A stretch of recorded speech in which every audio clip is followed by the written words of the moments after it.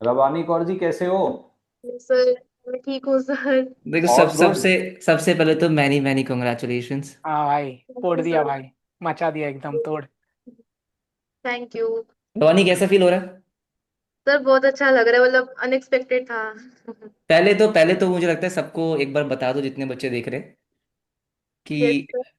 क्या स्कोर आया है, क्या रैंक आई है। एक बार अब आराम से पूरा स्कोर जो है, जितने भी मार्क्स हैं, आराम से बताओ क्या हुआ है। अकाउंट्स में 88, वाह। इकोनॉमिक्स में 98, कड़क। लॉ में 63 और मैथ्स में 87। सर, ये उस अटेम्प्ट के मार्क्स है जो अभी ऐसा कंसिडर किया जा रहा है कि अभी तक का फाउंडेशन का सबसे मुश्किल अटेम्प्ट था, अगर स्पेशली हम बात कर रहे हैं जितने भी मार्क्स की। ठीक है रवानी, मैनी मैनी कॉन्ग्रेचुलेशन। घर वाले सब खुश? यस सर, बहुत खुश है। पार्टी चल रही है? Yes sir.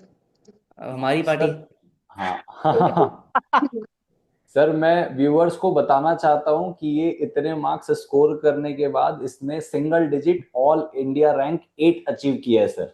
ये बताया ही नहीं रवानी ने, बताओ। हाँ, तो रबानी रबानी का बड़प्पन है सर वो, कि उसने सिर्फ आपने मार्क्स पूछा तो उसने मार्क्स बता दिए, बट ये सारे मार्क्स के साथ उसने ऑल इंडिया रैंक 8 स्कोर किया है। कॉन्ग्रेचुलेशन रबानी जी, आपके लिए सर एक ताली बनती है सर इसके लिए। कड़क भाई। Thank you. थैंक यू तो सो मतलब मच। 14.78% रिजल्ट है। जी। ठीक है, कुछ बच्चे पास हुए हैं, उसमें हम्म। से भी सर ऑल इंडिया रैंक 8 आया है। ऑल इंडिया रैंक 8 आया, कितनी एग्जैक्टली। कमाल की बात है। हाँ। सर सर अपने तो कभी आए नहीं, अब अपने बच्चों के आ रहे हैं, बड़ी बड़ी खुशी हो रही है। हाँ। ठीक है। तो भाई, सबसे पहले तो मुझे ये जानना है, जैसे आपने मार्क्स बताए, सबसे पहले जो मैथ्स में 87 मार्क्स है। मैंने तो जैसे सर बच्चों के एग्जाम्स हुए थे, जब मैथ्स का पेपर हुआ था, तो मेरे ना एक मतलब फैमिली मेंबर ने भी फाउंडेशन एग्जाम दिया था। ओके। सर वो लिटरली मैथ्स पेपर के बाद रोई है कि मैथ्स पेपर इतना मुश्किल आया था। 87 मार्क्स आए हैं, कैसे, क्या किया था ऐसा? एंड में तो बस वही जो सर वो मैराथन ले रहे थे, जो इतनी लेट नाइट तक चली थी, वो ली थी मैंने। नेक्स्ट डे सेंचुरी वाली वो थी। वही सब कर करके हो गया बस। और पता नहीं जैसे जैसे सर बोलते थे। नोट्स बहुत हेल्पफुल थे सर के।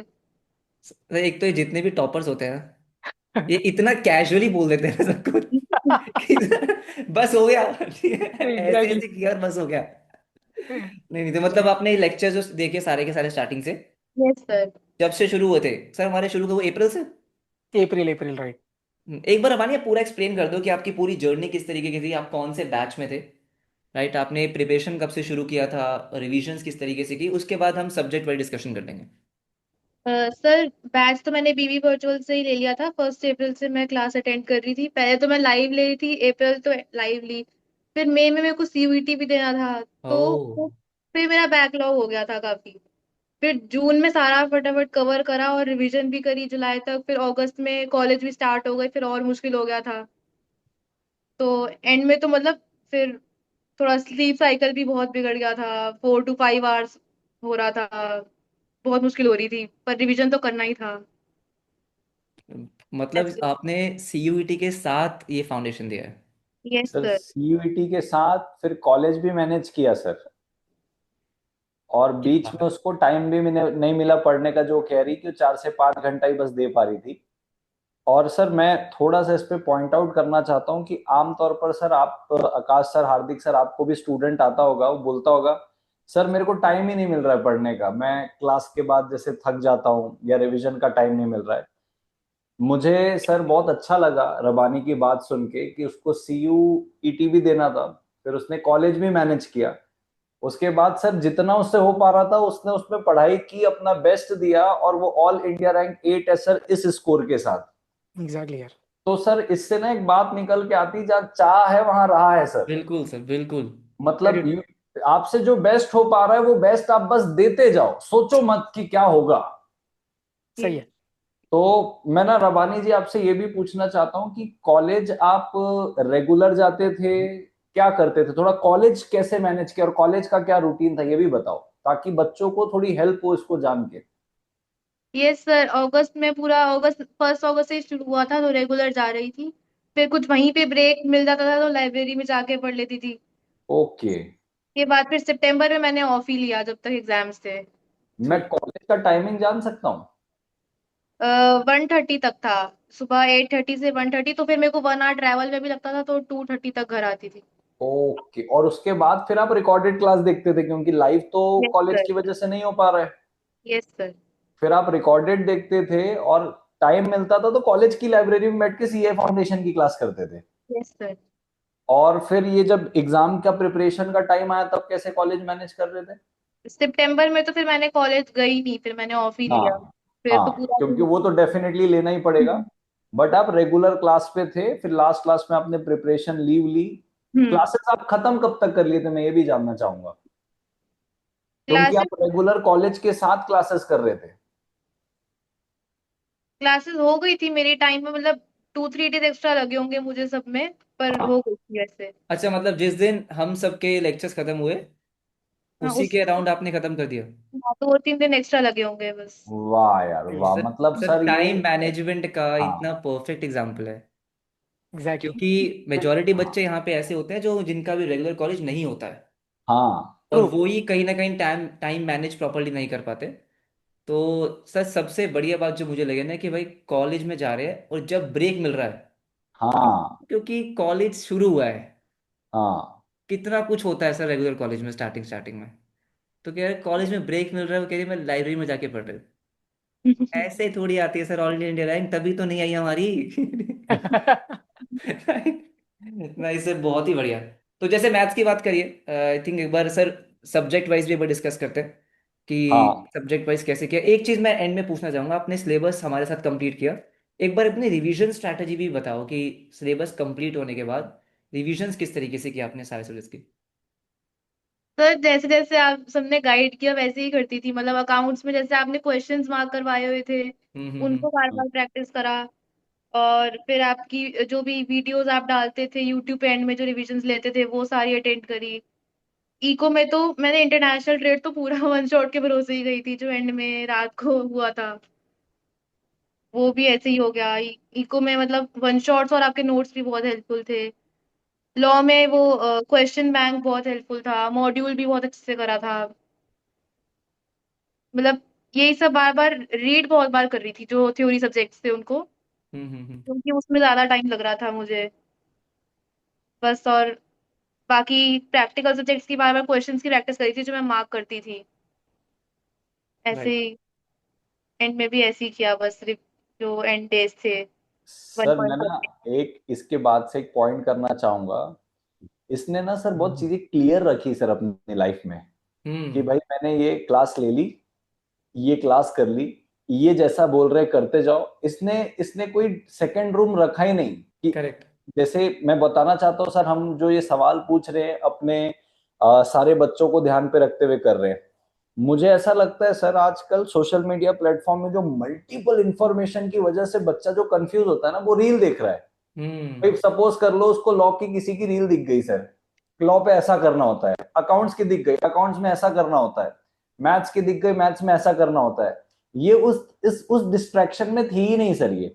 इसका क्लियर राइट। था भाई ये कॉलेज है, ये क्लास करना है, सर ने ऐसा बोला है, इसको ऐसे पढ़ लो, जहां प्रॉब्लम आ रही है उसको 2 बार एक्स्ट्रा देख लो। That's it sir. और वो इतना सिंप्लीफाई करके बोल दी कि सर जैसा आप लोग ने बताया था, जो मटेरियल दिया था हमने पढ़ा और मैं कर लिया। नहीं तो सर आमतौर पर बच्चा एक अलग स्ट्रेटेजी बना के रखता है कि लॉ के लिए मैं सोचा था इसको तब पढ़ूंगा, ये रिवीजन करूंगा, वो रिवीजन करूंगा, ऐसा इसका कोई था ही नहीं। ये बस एक हम्म। सिंपल प्रोसेस को फॉलो करते हुए यहाँ पहुंची है, जो मुझे समझ में आ रहा है सर इसकी बात से। सर ये वाली जो चीज़ है ना, इससे भी बहुत टाइम सेव होता है। हाँ बिल्कुल, फोकस क्योंकि है ना सर यूट्यूब पूरा। पे, अब आई एम श्योर रवानी मुझे करेक्ट करना, जब यूट्यूब खोलते होगे तो ऐसा तो नहीं है कि सिर्फ हमारे लेक्चर्स दिख रहे हैं आपको। ये सब वो तो बहुत सारे आते थे। ठीक है। तो सर नॉर्मल सी बात है, कोई भी बच्चा कोई भी लेक्चर देख के कुछ भी पढ़ना स्टार्ट कर देता है। बट अगर आपका एक डायरेक्शन बहुत क्लियर है कि भाई यही हम्म। लेक्चर्स मुझे देखने हैं, यही हम्म। सिलेबस मुझे करना है, तो उसमें बहुत टाइम हम्म। बचता है। And hmm. At the end result तो सर मिलता ही है फिर उसका। बिल्कुल। परफेक्ट। ठीक है और सर। सर और मैंने। जैसे अकाउंट्स की बात कर लिए, हाँ। मैथ्स की हाँ बात मैं। हो गई है। ठीक है, हाँ। इको का मैं एक बार पूछूं सर, क्योंकि मैं बहुत देर से वेट कर रहा हूँ कि जो 98 मार्क्स आए हैं इको में, सर मैं खुद ये जानना चाहता हूँ। ठीक है कि कैसे आते हैं 98 मार्क्स इको में, एक बार बताओ सब बच्चों को। 2 मार्क्स कहाँ रह गए? 2 मार्क्स कहाँ रह गए ये बताओ। एग्जैक्टली। क्योंकि रवानी को शायद पता होगा, मैंने क्लास में एक बात कही थी कि अगर किसी के इन केस इको या अकाउंट में 100 मार्क्स आते हैं। Yes sir. रवानी याद है आपको? Yes sir. क्या ऐसा लगा था कि अरे 2 मार्क्स रह गए? नहीं नहीं सर, वो तो मुझे था ही नहीं, इस चीज के लिए तो नहीं था, मतलब बस क्लियर करना था इसलिए ही पढ़ रही थी। अरे हाँ, वो तो चलो मजाक की बात है, लेकिन हाँ 98 मार्क्स का थोड़ा थोड़ा सा राज बताओ कि कैसे, अगर कोई बच्चा देख रहा है और ई को वो पढ़ना चाहता है, ढंग से अच्छे मार्क्स लेके आने हैं, तो कैसे वो ई को प्रिपेयर कर सकता है? सर जैसे पहले माइक्रो हो गई थी, उसके बाद उसके वन शॉट्स देख के मैं उसको रिवाइज कर लेती थी, मतलब थोड़ा थोड़ा बीच बीच में जब भी टाइम मिलता था।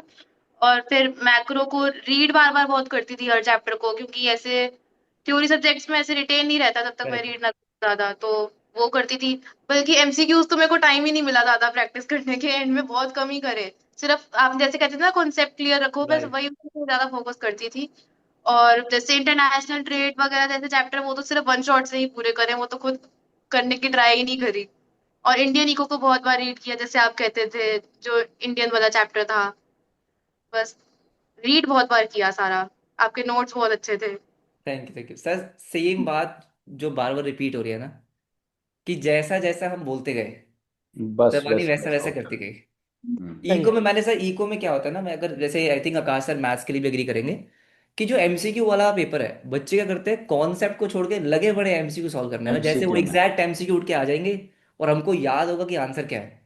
नहीं नहीं। रवानी कह रही मैंने एमसीक्यू की प्रैक्टिस की नहीं, मैं क्लास में बोलता भी था कि भाई एमसीक्यू तुम बाद में ही करना जब तुमको टाइम मिल जाए, मेन आपका कॉन्सेप्ट है, सही है। कॉन्सेप्ट क्लियर होंगे तो एमसीक्यूज ऑटोमेटिकली बन जाएंगे, और उसी का रिजल्ट है। फैंटास्टिक, मजा आ गया। कौन सा सब्जेक्ट रह गया?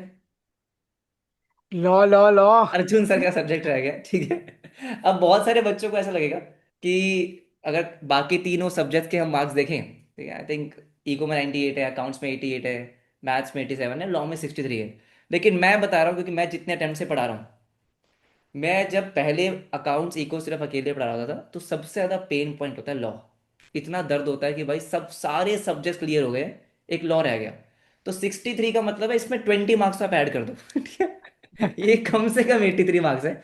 और लॉ का अर्जुन सर मुझे करेक्ट करना, बानी से ही पूछेंगे, जब पेपर इजी आता है, क्योंकि इस बार का पेपर जहां तक मुझे स्टूडेंट्स ने बताया था कि पेपर मुश्किल नहीं था, जब लॉ का पेपर इजी आता है तो उसकी चेकिंग उतनी आसान तो नहीं होती है।